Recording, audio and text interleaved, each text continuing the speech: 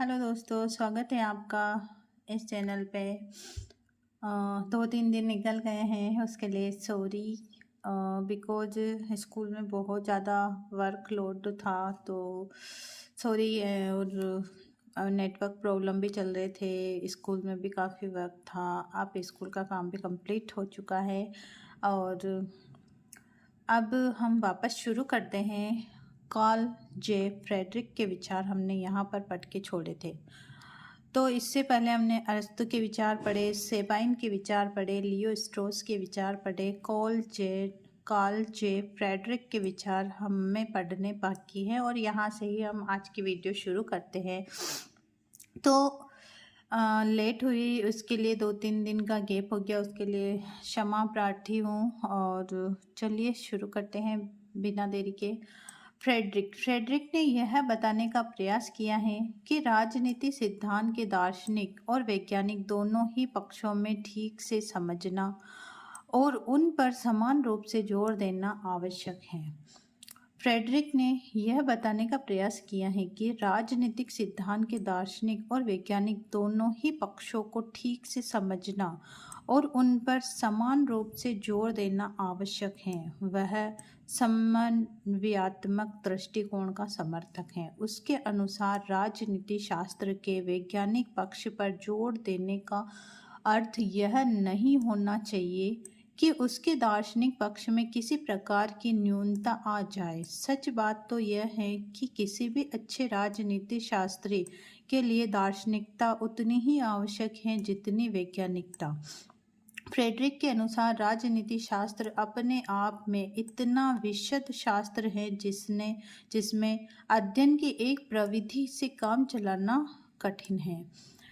आगे हम पढ़ेंगे नॉर्मन जैकबसन के विचार।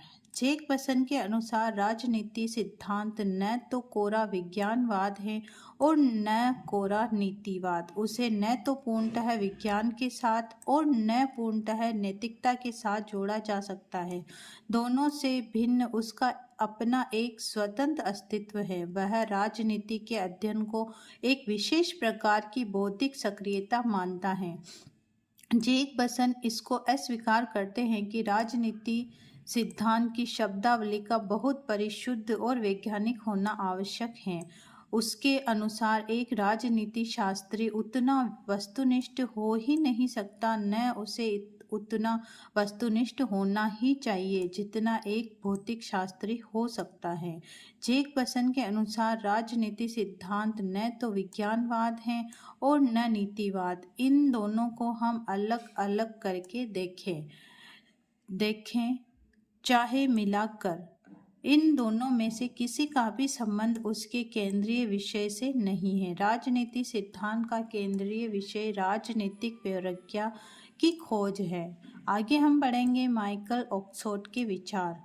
ऑक्सफोर्ड राजनीति को एक ऐसी गतिविधि मानते हैं जिसमें समाज की प्रचलित प्रथाओं की निकट जानकारी प्राप्त करके उनका अनुसरण किया जाता है। उसके अनुसार राजनीतिक गतिविधि नागरीय साहचर्य पर आश्रित है। यह न तो अनुबंध का परिणाम है, न यह परस्पर उद्देश्यों की पूर्ति मैच्युरिटी ऑफ पर्पज का साधन है। वह राजनीतिक दायित्व का साधन है। राजनीतिक दायित्व को मैत्री की भांति एक बिखरा हुआ दायित्व मानता है।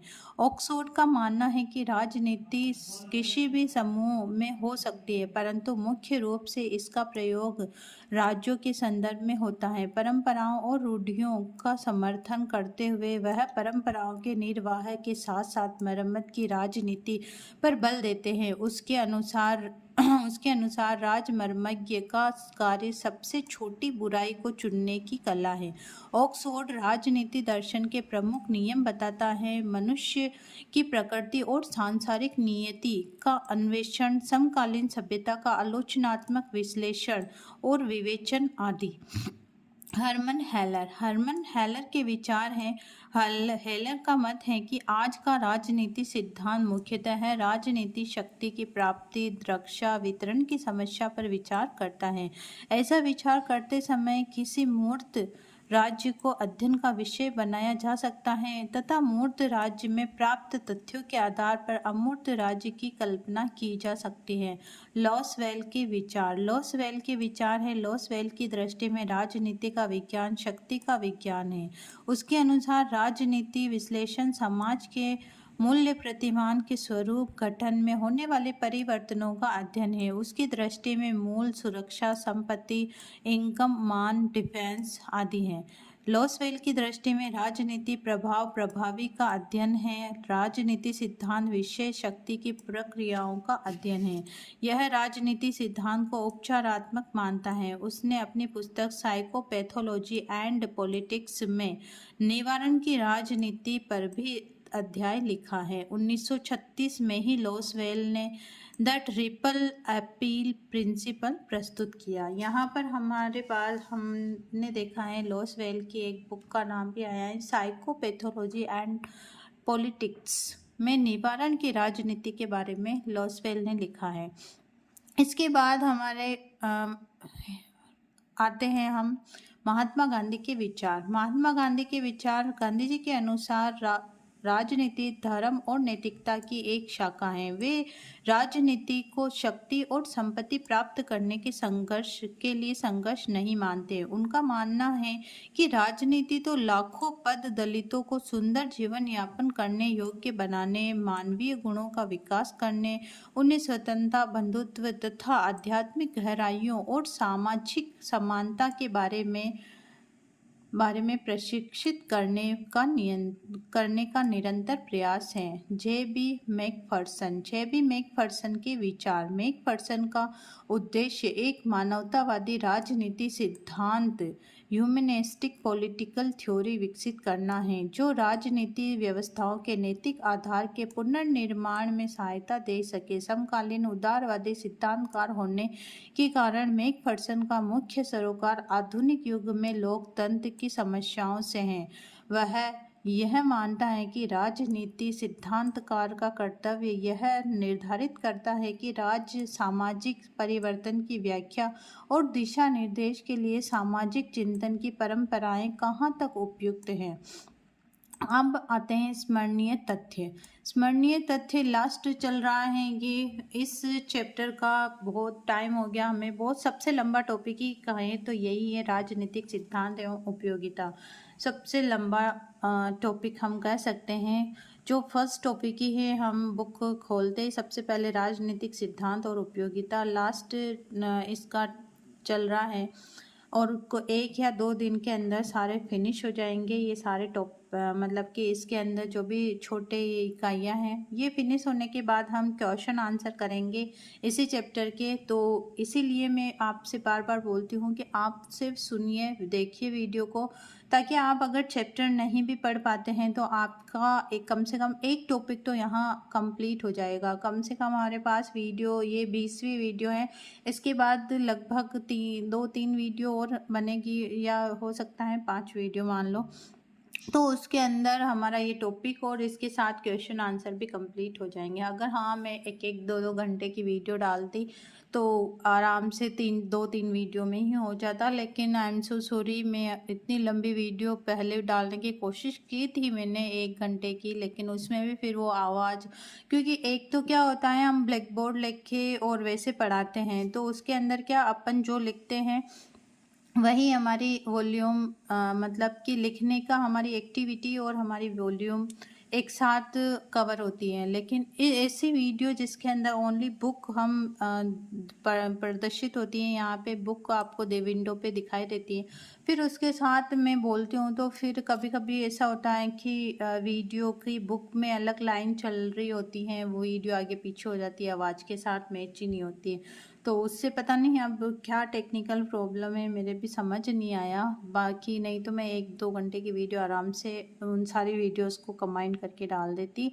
But I am so sorry. आप एक काम कीजिए, प्लेलिस्ट एक साथ बनाती हूँ मैं, तो उसमें क्या होता है कि एक आप वीडियो देख रहे हो तो दूसरे उसमें आ जाएगी अपने आप क्लिक करोगे और तो उसके बाद अगली अगली अगली वीडियो आती रहेगी। तो आप उस तरह से भी देख सकते हैं, तो आपको हर बार चेंज नहीं होना पड़ेगा और कंटिन्यूटी में वीडियो आएगी। तो जुड़े रहिएगा और अपने सुझाव कमेंट बॉक्स में ज़रूर लिखिएगा। चलिए बढ़ते हैं हम आगे। हाँ, अब तक हमें एक बात और कहना चाह रही थी कि यहाँ पर जैसे हमने यहाँ से स्टार्ट किया था राजनीतिक सिद्धांत के प्रमुख संबंधित प्रमुख विचार। सबसे पहले अरस्तु के विचार हमने पढ़े, उसके बाद सेबाइन के विचार पढ़े। अरस्तु के विचार, अरस्तु ने सबसे मोस्ट इम्पोर्टेंट राजनीति विषय को सर्वोच्च विज्ञान का दर्जा दिया है। इसके बाद सेबाइन ने अपने सेबाइन के अनुसार प्रत्येक राजनीति सिद्धांत में 3 तत्व बताए, तथ्यात्मक, कारणात्मक और मूल्यात्मक। तो ये मोस्ट इम्पोर्टेंट अपने को पूरी रामायण याद, मतलब कि पूरी की पूरी इस तरह से तो याद होती नहीं, लेकिन हाँ हर एक लाइन पढ़ना ज़रूरी है, क्योंकि हो सकता है जब आप एग्ज़ाम दे रहे हो या फिर एग्ज़ाम से रिलेटेड कोई ऐसा क्वेश्चन आ जाए जो आपने एग्जैक्टली क्वेश्चन नहीं देखा हो, लेकिन जब हम पूरी डिटेल से लाइन टू लाइन पढ़ते हैं ना, तो उस लाइनों में उनका आंसर हो सकता है क्लिक हो जाए कि हाँ इस चीज़ को मैंने इस जगह पे पढ़ा है। तो लाइन टू लाइन, इसीलिए मैं बोलती हूँ किसी भी लाइन को स्किप नहीं करनी है, पढ़ना है और सुनना है और आपको तो देखना है।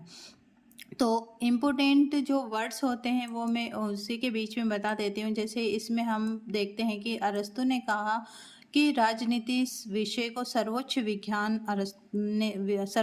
का दर्जा अरस्तु ने दिया। इसी तरह से हम सेबाइन में पढ़ते हैं कि प्रत्येक राजनीति सिद्धांत में 3 कारण इन्होंने बताए और इन्होंने कहा था कि किसी भी राजनीति सिद्धांत का जन्म एक सुनिश्चित परिस्थितियों के संदर्भ में होता है। और इसके बाद इन्होंने तथ्यात्मक, कारणात्मक और मूल्यात्मक 3 तत्व राजनीति सिद्धांत के बताए और समझने के तरीके सिद्धांत के रूप में समझना, घटनाओं के कारण के रूप में। आगे फिर हमने देखा था कैटलिन के विचार। कैटलिन के विचार में उन सभी क्रियाओं को सम्मिलित करने की चेष्टा करता है जो समाज के तत्वाधान में घटित होती है। अब इसके बाद हमने लियो स्ट्रॉस के विचार पढ़े। लियो स्ट्रॉस ये राजनीति सिद्धांत और राजनीतिक दर्शन में भेद करता है और ये दोनों ही राजनीतिक सिद्धांत का अंग मानते हैं। अब इसके बाद ये मूल सिद्धांत को खंडन करते हैं स्ट्रॉस। इसके बाद हमने देखा था कॉल जे फ्रेडरिक के विचार। कॉल जे फ्रेडरिक यहाँ पर इन्होंने सिर्फ समन्वयात्मक दृष्टिकोण के समर्थक ही रहे हैं। राजनीति सिद्धांत में दार्शनिक और वैज्ञानिक दोनों ही पक्षों को इन्होंने ठीक माना है। इसके बाद हम पढ़ते हैं जैकबसन के विचार। नॉर्मन जैकबसन ने कोरा विज्ञानवाद और न कोरा नीतिवाद, इन्होंने कहा है कि राजनीति सिद्धांत न कोरा विज्ञानवाद है न कोरा नीतिवाद। इसके बाद जैकबसन इसको अस्वीकार करते हैं, राजनीतिक सिद्धांत की शब्दावली में परिशुद्ध और वैज्ञानिक होना आवश्यक है। इसके बाद जैकबसन के अनुसार राजनीतिक सिद्धांत न तो विज्ञान है न, ये हमने ऊपर पढ़ा। इसके बाद ऑक्सफोर्ड के विचार। ऑक्सफोर्ड यहाँ पर हमने पढ़ा, यहाँ पे राजनीतिक सिद्धांत गतिविधि नागरिक साहचर्य पर आश्रित है। फिर ऑक्सफोर्ड यहाँ पर बताते हैं कि यहाँ ऑक्सफोर्ड मानते हैं परंपराओं के निर्वाह के साथ साथ ये मरम्मत की राजनीति, पॉलिटिक्स ऑफ रिपेयर और उसके बाद राजमर्मज्ञ का कार्य सबसे छोटी बुराई को चुनने की कला का है। ऑक्सफोर्ड के विचार। हरमन हेलर के विचार हमने पढ़े थे। हरमन हेलर यहाँ पर राजनीतिक शक्ति की प्राप्ति, रक्षा, वितरण की समस्या पर विचार करते हैं। इसके बाद लोसवेल के विचार में हमने पढ़ा था कि ये मूल्य सुरक्षा की दृष्टि, संपत्ति, इनकम और मान, डिफेंस है। इसके बाद इन्होंने बताया राजनीतिक सिद्धांत प्रभावी का अध्ययन है। प्रभाव और प्रभावी का अध्ययन किसने कहा है? लोसवेल ने। इसके बाद इन्होंने अपनी एक पुस्तक के बारे में बताया, साइकोपैथोलॉजी एंड पॉलिटिक्स में निवारण की राजनीति के बारे में बताया। तो निवारण की राजनीति के बारे में किसने कहा है? लोसवेल ने कहा है। इनकी पुस्तक है साइकोपैथोलॉजी एंड पॉलिटिक्स। इसके बाद महात्मा गांधी के विचार आते हैं। जो महात्मा गांधी के विचार हम हर बार मतलब पढ़ते ही आ रहे हैं शुरू से ही। नैतिकता, महात्मा गांधी धर्मनिरपेक्ष, स्वतंत्रता, बंधुत्व, आध्यात्मिक गहराइयाँ, सामाजिक समानता के बारे में विचार करते हैं। तो इनके विचार हम शुरू से ही पढ़ते आ रहे हैं, बचपन से हमें पता है महात्मा गांधी जी के विचार। इसके बाद सीबी मैकफर्सन के विचार। सीबी मैकफर्सन मानवतावादी राजनीति सिद्धांत विकसित करना मैकफर्सन का उद्देश्य एक मानवतावादी राजनीति सिद्धांत को विकसित करना जो राजनीतिक व्यवस्थाओं के नैतिक आधार के पुनर्निर्माण में सहायता देते हैं। इसके बाद हम अब शुरू करते हैं स्मरणीय तथ्य, यानी कि कुछ इम्पोर्टेंट पॉइंट टू पॉइंट हम लाइन पढ़ेंगे। अर्नोल्ड ब्रैखट के बारे में हमने याद हो तो पहले की वीडियो में पढ़ा है, पहले की टॉपिक्स में हम कंप्लीट कर चुके हैं। पहले जितने भी अब तक हमने टॉपिक किए हैं उनके point to point important line to line अब हम पढ़ेंगे स्मरणीय बिंदुओं में। तो जुड़े रहिएगा मेरे साथ। और अगली वीडियो में अपलोड करती हूँ। हाँ यस, 15 मिनट्स हो चुके हैं। तो चलिए अगली वीडियो में मैं आज ही अपलोड करती हूँ और आपको ये शायद कल तक मिल जाएगी। तो जुड़े रहिएगा इस चैनल पे और प्लीज़ अपने कमेंट ज़रूर लिखिएगा। और सॉरी अगेन, मैंने 2 दिन बीच में नहीं डाल पाई, मैं बहुत सारी प्रॉब्लम्स आ गई थी। तो bye bye, see you, take care.